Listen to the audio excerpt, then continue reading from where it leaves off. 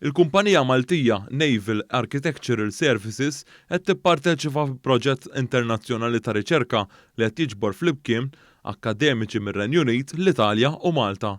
L-istudju qed jara li tkun żviluppata l-kapaċità xjentifika u teknoloġika fil-qasam tad-disinn tad-dgħajjes.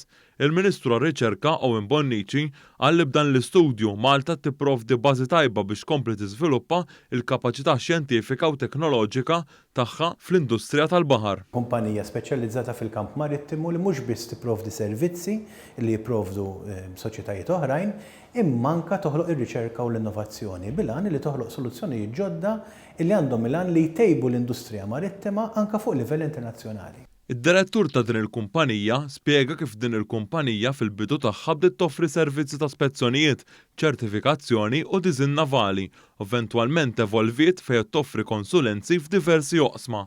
Il-benefiċċju tar-riċerka hija li nilħu objettivi ġodda u anka kif u l-mod kif nilħu dawk l-objettivi. Intejbu il-mod ta' kif nilħu dawn l-objettivi biex ovvjament nipproteġu l-ambjent u anka insaħħu l-industrija.